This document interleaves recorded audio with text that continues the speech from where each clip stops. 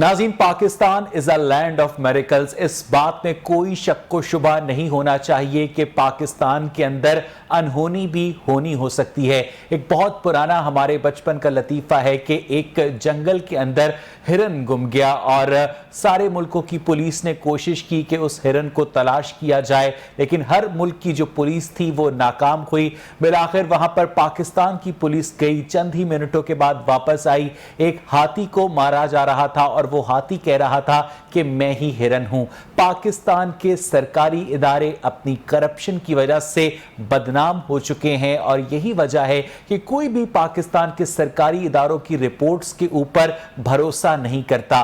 ताज़ा तरीन वाकया पेश आया कल 22 सितंबर बुध को शाम 4:05 पर, जब डिस्ट्रिक्ट हेल्थ अथॉरिटी लाहौर के वैक्सीनेटर नवीद अल्ताफ ने कोट ख्वाजा सईद अस्पताल के अंदर साबिक वजीर आजम पाकिस्तान मियां मोहम्मद नवाज शरीफ की डाटा एंट्री की कि उन्हें लाहौर के अंदर साइनोवैक कोरोना वैक्सीन की पहली डोज लगाई गई है, एडमिनिस्टर की गई है। अब सवाल यह पैदा होता है कि जब मियां नवाज शरीफ पाकिस्तान में मौजूद ही नहीं है, जब वो लंदन में है इलाज के सिलसिले में, तो कैसे उन्हें पाकिस्तान के अंदर साइनोवैक की डोज लगाई जा सकती है? इसका मतलब यह है, इसका सीधा साधा मतलब यह है कि यह डोज किसी और को लगाई गई है और उस शनाख्ती कार्ड नंबर को पंच इन किया गया है। हमारे बहुत से जानने वाले ऐसे हैं जो कोरोना वैक्सीन लगाए बगैर ही कोरोना वैक्सीनेशन का कार्ड लिए घूम रहे हैं और वो भी इसी करप्शन का शाखसाना है।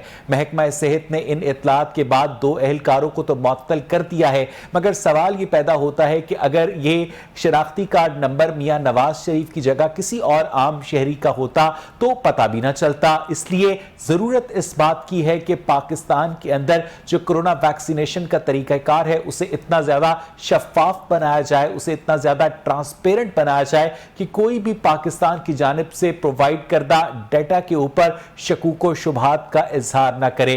पाकिस्तान की हुकूमत की जानिब से 12 बरतानिया को दरखास्त की गई, जब बरतानिया ने पाकिस्तान का नाम रेड लिस्ट में, ट्रैवलिंग रेड लिस्ट में शामिल कर रखा था कि हमारे ऊपर से रेड लिस्ट पे से पाबंदी हटाई जाए, लेकिन हर दफा हुकूमत बरतानिया का यही मौक़िफ़ था कि हमें आपके दिए हुए डाटा के ऊपर एतबार नहीं है। अब सवाल यह पैदा होता है कि पाकिस्तान के अंदर इस वक्त जो कोरोना वैक्सीन की शरह है वो अब भी दीगर ममालिक की निस्बत बहुत ज्यादा कम है। लोग अब भी कोरोना वैक्सीन ना लगवाने को फौकियत दे रहे हैं, हुकूमत की जानिब से ऐलानात किए जा रहे हैं, लेकिन इस ताज़ा तरीन वाक़े के बाद एक मरतबा फिर वैक्सीनेशन के जो प्रोसेस है उसके ऊपर सवाल का निशान खड़ा हो गया है। मेरे साथ इस वक्त टेलीफोन लाइन पर मौजूद हैं मियां नवीद, डिप्टी ब्यूरो चीफ हैं, लाहौर रंग के हेल्थ पीट को कवर भी करते हैं, ये उनकी स्पेशलिटी है। नवीद, क्या हाल चाल है आपका? मियां नवीद, आपको मेरी आवाज आ रही है? मियां नवीद, आप मुझे सुन सकते हैं? मुझे लगता है कि नवीद इस वक्त हमारे साथ मौजूद नहीं है। बहरहाल ये एक बहुत बड़ा सवालिया निशान है महकमा सेहत की कारकर्दगी के ऊपर। पिछले दिनों ये भी खबरें आई थी कि फैसलाबाद के अंदर जो महकमा तालीम के अहलकार हैं, जो असातिज़ा हैं, उनको ये ड्यूटी दी गई है कि वो कोरोना वैक्सीन एडमिनिस्टर करेंगे। और अब एक मरतबा फिर डिस्ट्रिक्ट हेल्थ अथॉरिटी लाहौर की कारकर्दगी के ऊपर एक सवालिया निशान खड़ा हो चुका है, क्योंकि मियां मोहम्मद नवाज शरीफ कोई आम शख्सियत नहीं है। वो 3 मरतबा पाकिस्तान के वजीर आजम रह चुके हैं। इस वक्त वो इलाज के लिए बाहर हैं और उनकी लाहौर के अंदर वैक्सीनेशन होना एक बहुत बड़ा सवालिया निशान है। मियां नवीद ने मुझे ज्वाइन किया है एक मरतबा फिर टेलीफोन लाइन पर। नवीद, आपको मेरी आवाज आ रही है? जी बिल्कुल। नवीद, ये बताइएगा कि ये जो मौजज़ा है, ये चमत्कार है, ये कैसे हुआ कि रातों रात नवाज शरीफ लाहौर आए और किसी को पता ही नहीं चला? वैसे बिल्कुल, ये तो सिलसिला जो है वो तकरीबन कई माह से जारी था। इससे पहले भी आपके प्रोग्राम में कई दफा ये डिस्कस हो चुका है कि जो जाली और फेक एंट्री हैं वो डाली जा रही हैं, वो मुख्तलिफ सेंटर के ऊपर कोई इसमें ज्यादा कोई इतनी मुश्किल काम नहीं था। तो ये एक जो है कोड ख्वाजा सईद अस्पताल में डालेगी, जिसने पूरे पाकिस्तान के सिस्टम को हिलाकर रख दिया। जो हमारी कोरोना वैक्सीनेशन मुहिम है उसके ऊपर एक बड़ा सवालिया निशान डाल दिया, जो कि फॉरेन कंट्री में जो बहुत बड़ा मजाक बना कि ये किस तरह ऐसे हो गया कि एक शख्स जो लंदन में बैठा हुआ है उसको जो है वो यहाँ पर उसकी एंट्री डालकर, इस हवाले से जो प्राइमरी सेक्रेटरी हेल्थ की जानब से भी एक जो है वो FIA सादर को एक लेटर लिखा गया है कि इसकी तहकीकात की जाए। 2 जो मुलाजमीन है उनको मुअत्तल कर दिया गया। तांबी साहब वाले महकमा specialised health care medical education की जानब से जिला पंजाब के आधार पर एक इंक्वायरी कमेटी भी चला रही है, लेकिन फिर भी जो है वो इस अच्छा नवीद, ये सरकार की इंक्वायरियां तो चलती रहती हैं जिसका कभी कोई नतीजा भी सामने नहीं आता। आपके सोर्सेज का क्या बताना है कि ये जो वैक्सीनेटर है नवीद अल्ताफ नाम का, जब ये डाटा एंट्री कर रहा था इस शनाख्ती कार्ड नंबर की, तो इसे पता था कि ये मियां मोहम्मद नवाज शरीफ का शनाख्ती कार्ड नंबर है, या उसने अपनी जानिब से रैंडमली कोई नंबर एंटर किया और वो इत्तफाक से मियां नवाज शरीफ का हो गया? पेशरफ्त आई है जो नवीद ये फॉरेन कंट्री में मौजूद है, इससे पहले ये पाकिस्तान में नहीं है। वहां पे इसने जो है वो एक अपना जो एक यहाँ का वैक्सीनेटर या डटे पर जो बैठा था उस मुलाजिम को जो है वो इन्होंने उस व्हाट्सएप के जरिए जो है वो एक ID कार्ड भेजा और साथ ये कहा कि जो है वो ये मेरे वालिद का है जो कि बीमार है, आप इसकी एंट्री कर दें। इस तरह जो है इंतजामिया के नवीद अल्ताफ को ये जो व्हाट्सएप के ऊपर ID कार्ड की कॉपी भेजी, ये किसने भेजी नवीद? ये नवीद नामी जो एक शख्स है जो कि मुलाजिम नहीं है, जो कि इस वक्त इंतजामिया कह रही है कि वो इस वक्त फॉरेन कंट्री में किसी मुल्क में मौजूद है, वहां से उसने व्हाट्सएप पे एक जो मुलाजिम था कोट ख्वाजा सईद अस्पताल का उसको भेजी और उसको ये कहा नहीं, उस शनाख्ती कार्ड का नंबर भेजा या शनाख्ती कार्ड की तस्वीर भेजी? बिल्कुल शनाख्ती कार्ड का नंबर भेजा और उसके ऊपर जो है वो एंट्री डाल दी गई। शनाख्ती कार्ड का नंबर व्हाट्सएप किया था, तस्वीर नहीं थी, तो उसके ऊपर जो है उन्होंने जो है उसी शनाख्ती कार्ड के ऊपर जो है जिस शख्स ने एंट्री डाली नवीद, इसको क्या इंटरेस्ट था? इसने कोई पैसे वैसे लिए थे? लेकिन आज इसके लिए इन्वेस्टिगेशन करने की जरूरत है कि ये क्यों सारा कुछ हुआ, ये किसने एंट्री डाली, क्यों ये सारा रातों रात ये मामला हुआ। उसके ऊपर आज सारा दिन मीडिया इसी के ऊपर ब्रेकिंग कर रहा है। ये इसके ऊपर इन्वेस्टिगेशन करने की जरूरत है, क्या उसने पैसे लिए हैं या नहीं। ये तो छोटा सा मुलाजिम है, आप उसको टर्मिनेट कर देंगे तो क्या होगा।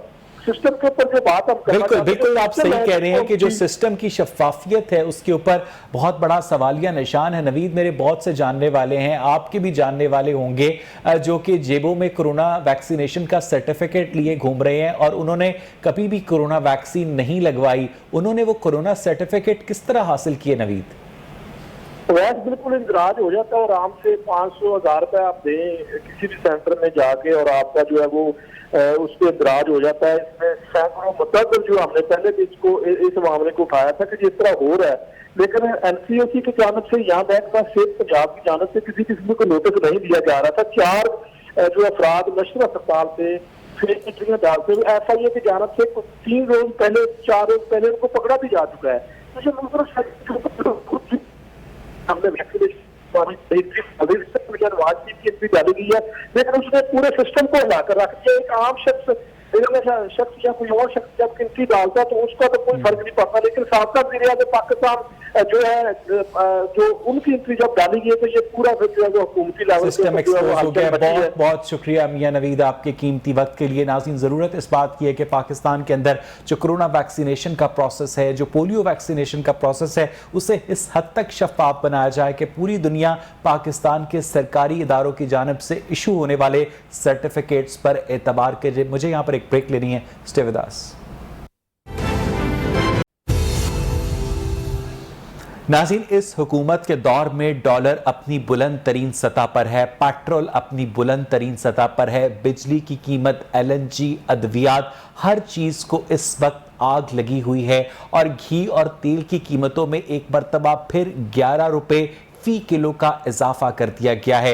वो कुकिंग ऑयल जो पिछले दौरे हुकूमत में 180 रुपए फी लीटर दस्तयाब था, अब उसकी प्राइस मार्केट में 380, 390 और 400 रुपए तक जा पहुंची है। और मैं दर्जा अव्वल के कुकिंग ऑयल की बात कर रहा हूं और उसकी सबसे जो बुनियादी वजह है वो ये है कि जून के अंदर हुकूमत पाकिस्तान ने जो बजट पेश किया था माली साल 2021-2022 का, उसमें जो इंपोर्टेड एडिबल ऑयल के ऊपर टैक्स था वो 7% से बढ़ाकर 17% कर दिया गया था, जिसके नतीजे में जो खुर्दनी तेल है वो इतना ज्यादा महंगा हो चुका है कि एक आम आदमी सोचता है कि वो शायद अपनी हांडी में डालेगा क्या और उस हांडी में से निकालेगा क्या और खाएगा क्या। इस तमाम तर सूरत-ए-हाल पर बात करने के मेरे साथ टेलीफोन लाइन पर इस वक्त मौजूद हैं मोहतरम वहीद गुल साहब, PMLN को रिप्रेजेंट करते हैं। वहीद साहब, आपको मेरी आवाज आ रही है? जी आ रही है जी आवाज। वहीद साहब ये बताइएगा कि एक मरतबा फिर कुकिंग ऑयल की कीमत में 11 रुपए फी लीटर का इजाफा कर दिया गया है। आप लोगों के दौरे हुकूमत में जो ऑयल 180-170 रुपए में दस्तयाब था, उसकी प्राइस इस वक्त 400 रुपए को टच कर रही है। आप क्या समझते हैं कि आखिर ऑपोजिशन किस बात का इंतजार कर रही है कि जब अवाम जो है वो बिल्कुल मायूस हो जाएंगे तब आप लोग हरकत में आएंगे? जी बिस्मिल्लाहिर्रहमानिर्रहीम। मैं समझता हूं कि इंतजार की घड़ियां खत्म होने को हैं और अब जो सिलेक्टेड को लेकर आए थे पहले उनको जवाब देना पड़ेगा अवाम के गैज़ो गज़ब का कि किस तरह से आज उनको जो है वो महंगाई की दलदल के अंदर फेंक दिया गया है और जिस तरह से आज बच्चे जो हैं वो दूध के लिए बिल बना रहे हैं और उनको दूध मैसर नहीं है और मजदूर को मजदूरी मैसर नहीं है और लोग धड़ाधड़ बेरोजगार हो रहे हैं और इज्जतें नीलाम हो रही हैं और मैं जो है वो वोट की बात ना करे। ठीक, वो इस जमशेद वक्त झोलियां उठा कर वहीद गुल साहब मेरी बात सुने। वहीद गुल साहब मेरी बात सुने। वहीद गुल साहब एक मिनट। वहीद गुल साहब ये रख है। वहीद गुल साहब मेरी बात सुने। वहीद गुल साहब मेरी बात सुनिएगा। आपको कोई नहीं टोक रहा, इस वक्त सिर्फ और सिर्फ आप मेरे साथ इस प्रोग्राम में गुफ्तगू कर रहे हैं। जमशेद चीमा साहब जो कि वजीर आजम के मुआविर खुसूसी हैं फूड सिक्योरिटी के, उनका ये दावा है कि मियां शहबाज शरीफ ने जब इक्तदार संभाला तो उस वक्त आटा 19 रुपए फी किलो था और वो अपने दौरे हुकूमत में डबल कर दी, उन्होंने प्राइस 38 रुपए फी किलो तक ले गए। इस हिसाब से तो फिर आपकी गवर्नमेंट के ऊपर तनकीद जो है वो नाजायज है। वहीद गुल साहब मैं समझता हूं कि देखिए अब ये बातें करने वाली नहीं है।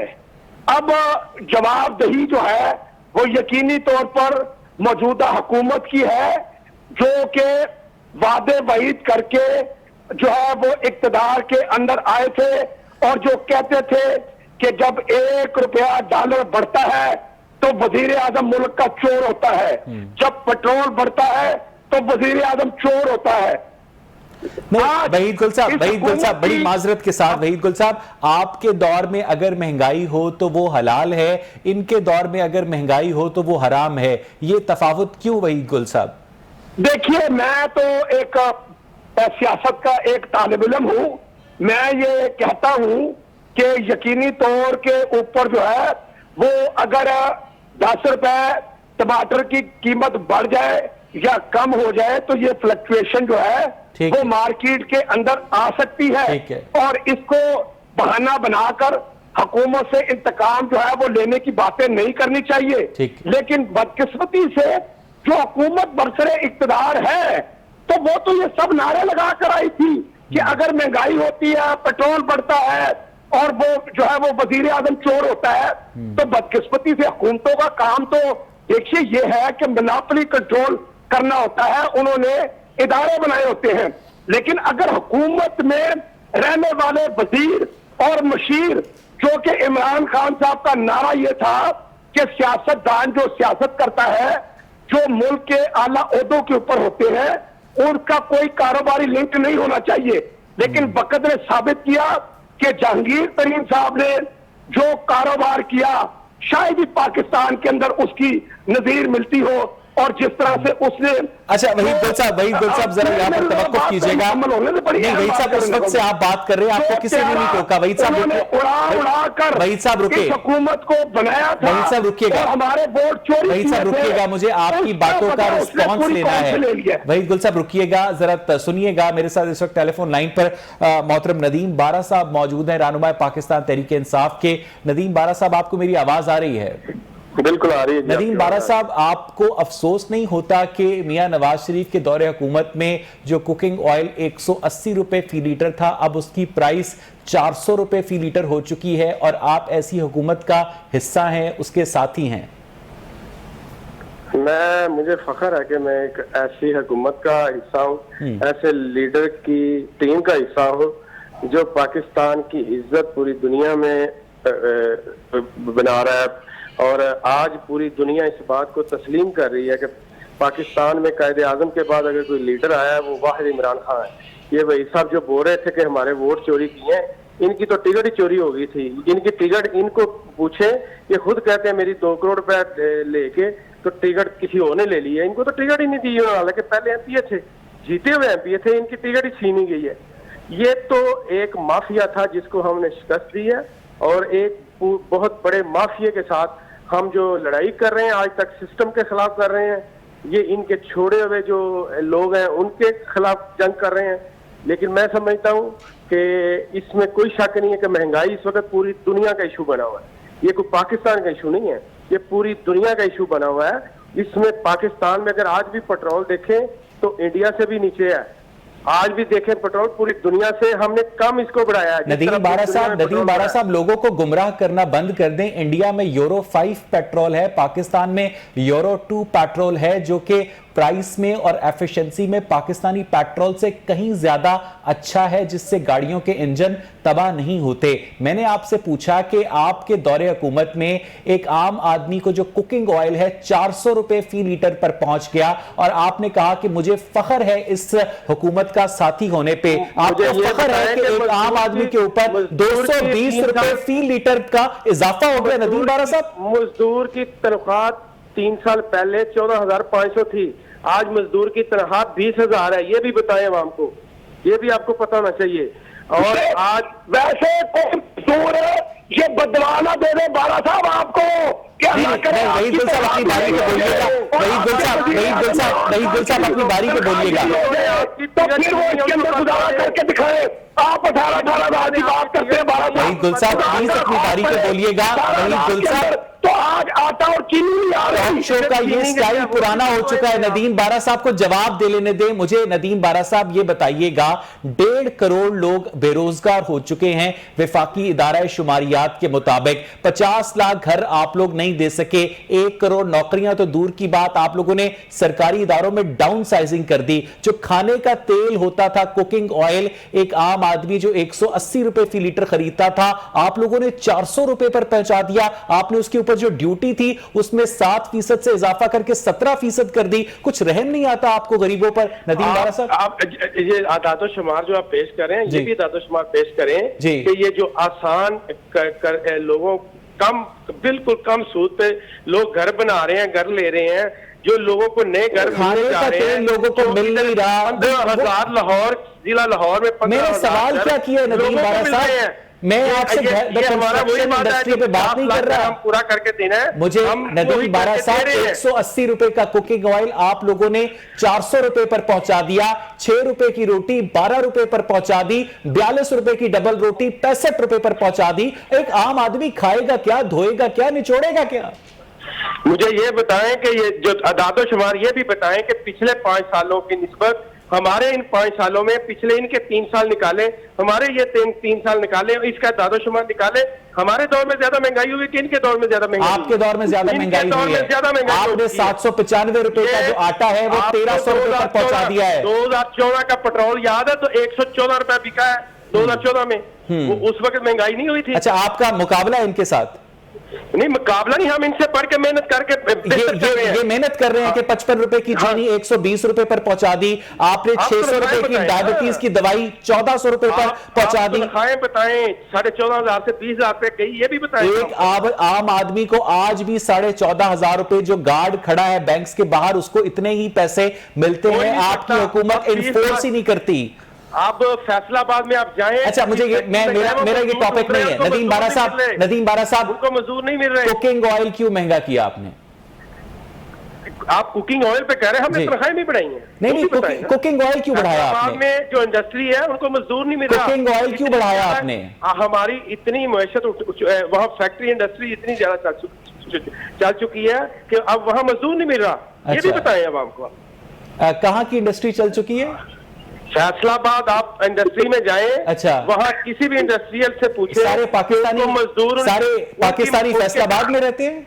मैं आपको वहाँ की मिसाल दे रहा हूँ। अच्छा, कौन से शहर की बात करते हैं मुझे बताएं। अच्छा, आप लाहौर शहर में जाएं, वहाँ लाहौर में तो इसका मतलब है कि काम हो रहे हैं। अच्छा। और वो भी बताएं कि आप अब मजदूर जो है सुबह 8 बजे आता है, 9 बजे अड्डे पे मजदूर नहीं मिलता, इतनी डेवलपमेंट हो रही है। अच्छा, मैंने आज दोपहर को 1:30 बजे देखा, मैंने आज दोपहर को 1:30 बजे देखा मक्का कॉलोनी के राउंड अबाउट के ऊपर 200 बंदा बैठा हुआ था बगैर रोजगार के। ये चीजें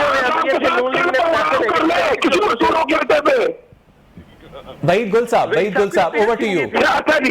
अच्छा जी, मैं समझता हूँ। चले नदीम बारा साहब, अब अपनी बातों का जवाब ले लें। अब ये इस हुकूमत को डिफेंड करना काफी मुश्किल हुआ है। मैं इनकी बड़ा एहतराम करता हूँ, ये एक जेन्युइन पॉलिटिकल वर्कर है, लेकिन ये बातें ये ना करे कि 12 बजे मजदूर नहीं मिल रहा। बात यह है कि कल का प्रोग्राम जो है वो आप किसी मजदूर का 12 साहब मुंतखब कर ले कि कौन सा अड्डा है, और अगर 2 बजे तक मैं आपको इनको मजदूरों की लाइनें ना दिखा दूं तो मैं सियासत छोड़ दूंगा। मैं समझता हूँ कि इस वक्त जो भूख और अफलास एक मजदूर के घर के अंदर नाच रही है, और ये बार बार फख्र कर रहे हैं कि हमने तनख्वाह 18,000 कर दी, और खुदा के बंदो, जिस वजीर आजम का चपरासी से लेकर ड्राइवर तक और घर तक और हर चीज फ्री हो, और वो भी एक इंसान है, और एक मजदूर एक आम आदमी भी एक इंसान है, और जो है वो उसका गुजारा अगर 2 लाख रुपए के अंदर ना हो, और आप ये कहें कि 18,000 हमने तनख्वाह कर दी है, जो कि आपने बिल्कुल सही निशानदेही की कि किसी प्राइवेट सेक्टर के अंदर ये तनख्वाह नहीं मिल रही। जी, नहीं और दी जाती, अगर नहीं दी मिलेगी जाती, नहीं तो दी मैं जाती। चैलेंज करता हूँ कि पाकिस्तान के हर फर्द को 18,000 रुपया बगैर काम के आप दे दें। और मैं चैलेंज करता हूँ बारा साहब को, इनकी हुकूमत को, कि कागजों पर थैलियां पकड़े और आटे का रेट। अच्छा, एक मिनट। अब वहीद गुल साहब जरा स्लो डाउन। वहीद साहब, एक पानी का ग्लास पीजिए। मैं नदीम बारा साहब से इस आपकी बातों का जवाब लेने की कोशिश करता हूं। बारा साहब, आपको मेरी आवाज आ रही है? बिल्कुल आ रही है। बारा साहब, पिछले 71 सालों में 1947 से जब से पाकिस्तान बना तब से 2018 तक रोटी की कीमत 6 रुपए पर पहुंची, और पिछले 3 सालों में डबल होकर 12 रुपए तक पहुंच गई। ये आपको कारकर्दगी नजर आती है अपनी?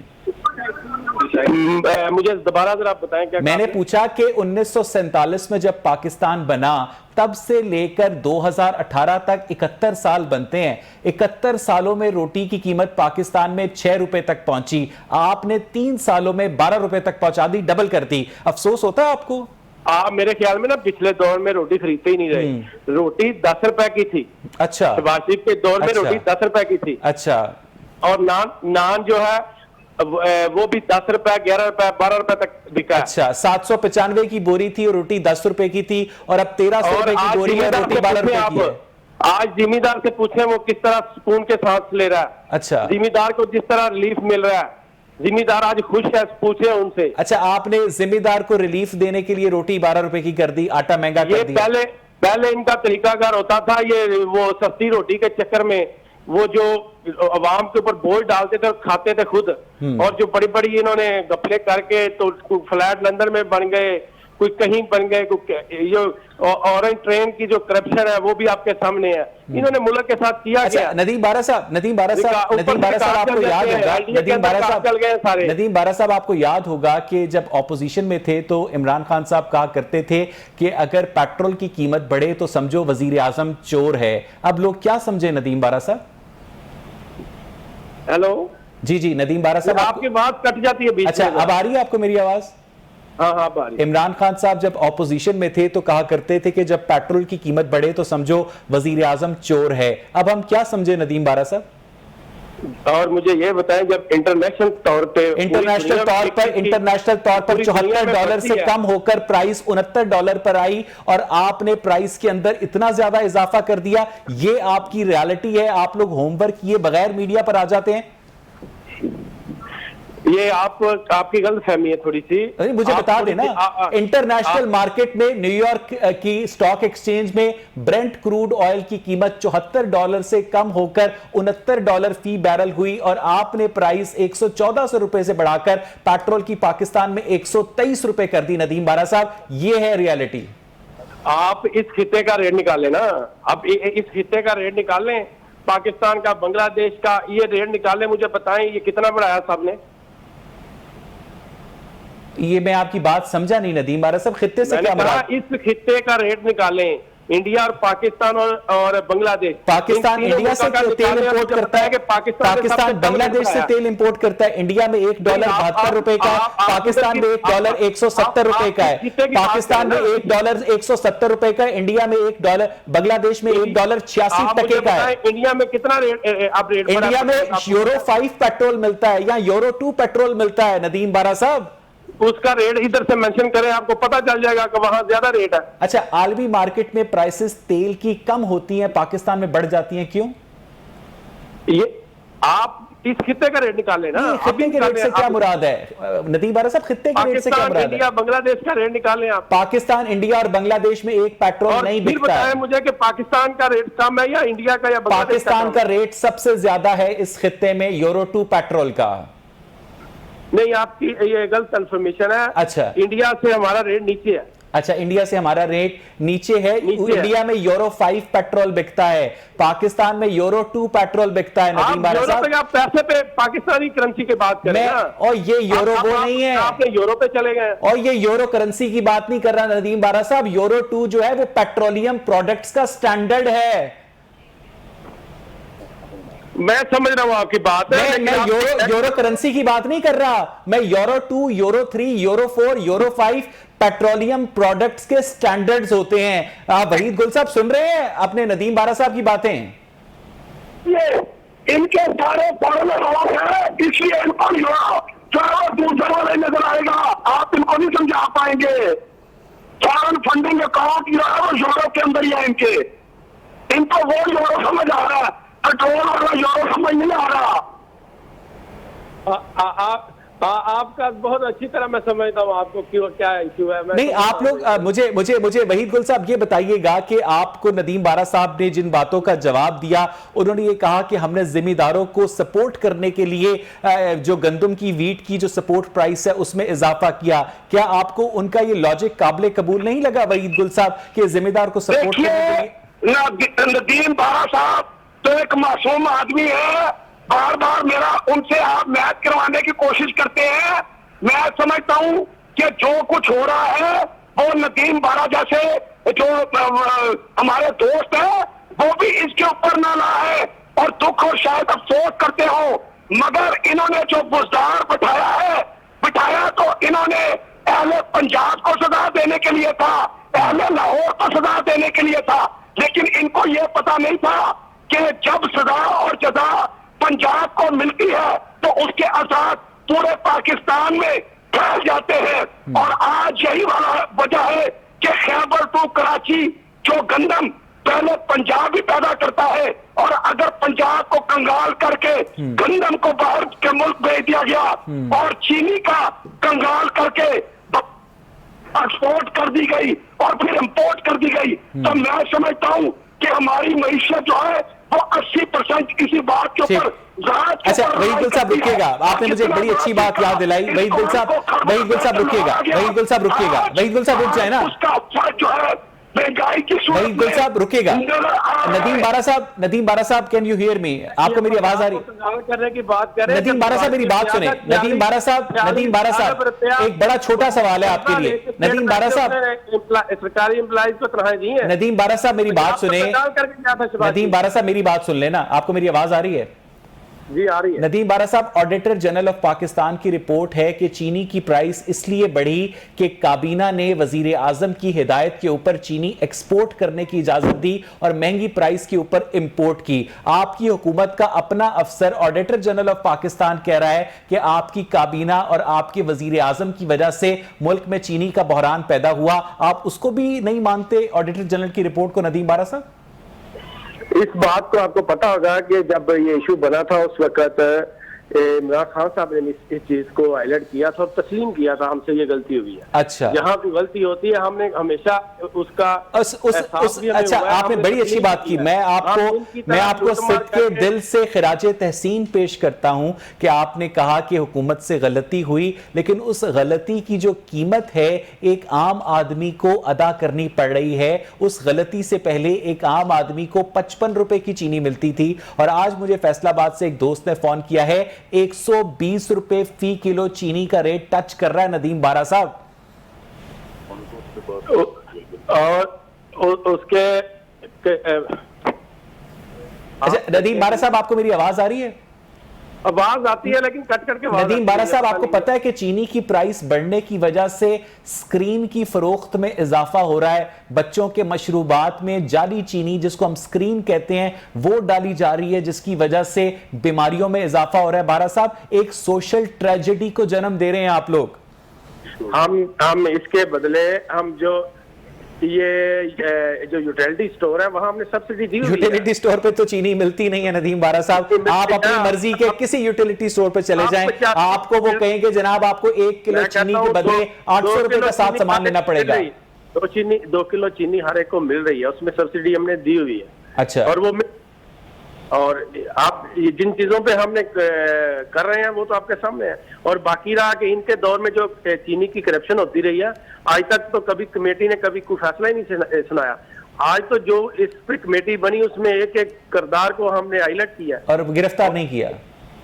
वो आपके सामने है ना अदालतों से। जो अगर नहीं आपने ऑपोजिशन के जो एफआईए है वो तहकीकात के लिए गिरफ्तार कर लेती है, और जब एफआईए की रिपोर्ट में नाम आता है खुसरो बख्तियार का, जहांगीर तरीन का, तो उन्हें गिरफ्तार नहीं किया जाता। ऑपोजिशन के लिए कानून अलग है। अदालतों का सामना किया। अच्छा, लेकिन एक ऑपोजिशन नून लीग के बंदे को तो आप फटाफट पकड़ लेते हैं, लेकिन आपने राना सनाउल्लाह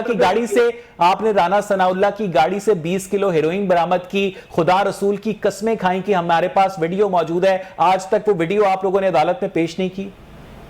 राना सनाउल्लाह की तो आप बात ही ना करें, वो तो आपको पता है वो जिस तरह का बंदा है उसके इलाके में जाकर पूछे सारी दुनिया। लेकिन वो वीडियो किधर है? वो वीडियो किधर है जो है? और वहीद गुल साहब, आप इनकी बातों का जवाब दे दें। वहीद गुल साहब, आप नदीम बारा साहब की बातों का जवाब दे दें। अल्लाह की बात ना करें। आपने जो खुसरो साहब की बात की है, उसकी भी बात ना करें, किसी की भी बात ना करें। बस ये जो कहते हैं इनका सच और वो मानते जाए। देखिए बारा साहब, अब इससे काम नहीं चलने वाला। ये अभी चंद दिन पहले जो कंटोनमेंट का इलेक्शन हुआ है, अवाम ने अपना एहतजाज आपके खिलाफ वोट डालकर जो है वो रिकॉर्ड करवाया है।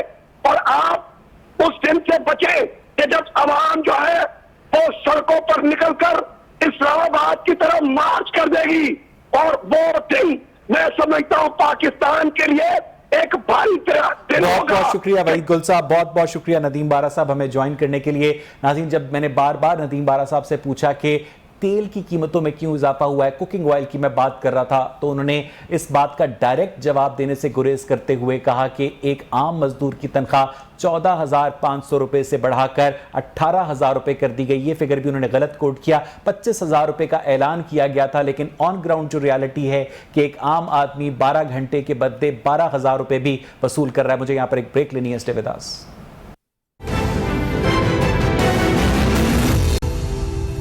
वेलकम बैक नाज़रीन। हर दूसरे पाकिस्तानी ड्रामे का एक ही मौजू होता है, और वो मौजू होता है मर्द की बेवफाई। एक शादीशुदा मर्द को पोर्ट्रे किया जाता है जिसके बीवी बच्चे मौजूद हैं, लेकिन कभी उसका अपनी ऑफिस की सेक्रेटरी के साथ अफेयर होता है और कभी किसी साबका महबूबा के साथ। सवाल ये पैदा होता है कि क्या मर्द वाकई बेवफा हैं, या बेवफाई का जो उनसर है, एलिमेंट है, ख़वातीन में भी पाया जाता है। नाहिद बेग से हमने रब्ता किया है, जो कि मारूफ माहिर कानून और समाजी कारकुन है। नाहिद, मामला क्या है? इसमें अवैध सबसे पहली बात यह है कि जब घर में आपको कड़वी कसेली और आपकी ईगो को हर्ट किया जाता है और बाहर आपको शेरखोरमा मिलता है और प्रॉपर इज्जत दी जाती है, चाहे उसके पीछे कोई भी मतलब हो, तो जाहिर है कोई भी इंसान, इसमें मैं सिर्फ मर्द को ही नहीं लूंगी, सिर्फ औरतें भी, जहाँ पे जिसको भी इज्जत मिलती है वो उसी साइड पे ही जाता है। अब ये है कि सिर्फ मर्द ही बेवफाई क्यों करता है, लेकिन आप देखें वो किसी भी सूरत में एक औरत जो उसकी बेटी भी होती है, उस बेटी की प्रोटेक्शन के लिए बहुत कुछ सह जाता है। सिर्फ वो बेवफाई पे नहीं उतरता, इंतकाम पे भी उतर जाता है, लेकिन बेटी के आगे वो ऐसे झुक जाता है कि इसके लिए मैं सारी चीजें ले आऊं। तो जहाँ पे आपने ये कहा है ना कि मर्द बेवफाई ही क्यों करता है जब बीवी बच्चे होते हैं, लेकिन बेटी के आगे वो झुक जाता है। लेकिन जहाँ पे उसकी ईगो हर्ट हो, उसकी मैचुइज्म हर्ट हो, उसकी मर्दानगी हर्ट हो, उसकी इज्जत को हर्ट किया जाए, उसको रुस्वा किया जाए, तो इससे बचने के लिए वो फिर दूसरा जो है ना जगह अपना जो है इज्जत और एहतराम और सुकून तलाश करता है, ये वजह हो जाती है। तो इसका मतलब ये है कि शादी के वक्त ये नहीं समझना चाहिए कि आज के बाद मुझे अपने पार्टनर को एहतराम देने की जरूरत नहीं है। नहीं नहीं, पार्टनर को देखो, एहतराम जहाँ पे एहतराम होता है, रिस्पेक्ट होता है, वहाँ पे वो कोई बेवफाई नहीं आपको मिलती। वहाँ पे तो मिलता ही आपको, ये रेसिप्रोकल होता है, जो मर्जी आप कर लें, जहाँ पे भी आप एहतराम, इज्जत और उसको ड्यू रिस्पेक्ट दी जाती है, ऑटोमेटिकली वही चीजें बेसिकली जो बेवफाई है वो एक तरह का इंतकाम है, वो रिवेंज है। ये इस पहलू को आप निगेट नहीं कर सकते कि बेवफाई भी एक इस मतलब इसको रूल आउट नहीं आप कर सकते। ये मल्टीपल फैक्टर्स है, उनमें फैक्टर ये भी होता है। बाज़ दफा इंतकाम के तौर पे भी लोगों ने शादियां की होती हैं कि जो उसको बाहर से खाना है इसलिए हम इनके घर से जो है एक बेटी ले आते हैं, देखते हैं क्या कर लेंगे। कोई और चीज उनको वहां से चाहिए हो तो जमीन का तनाजा हो सकता है, जायदाद का तनाजा हो सकता है, तो वो ये भी एक एलिमेंट यानी होता है। अच्छे बुरे लोग जो मर्दों और खवातीन दोनों में होते हैं, आप ये कहना चाह रही हैं? बिल्कुल दोनों, जी जी बिल्कुल दोनों में। बहुत बहुत में शुक्रिया भी नाहिद बेग, इस पर फिर कभी तफसील से प्रोग्राम करेंगे। नाज़रीन, आज का प्रोग्राम आपने देखा, अपने फीडबैक से हमें ज़रूर आगाह कीजिएगा और बताइएगा कि हम इस प्रोग्राम में मज़ीद क्या बेहतरी ला सकते हैं। आपके वक्त का बेहद शुक्रिया।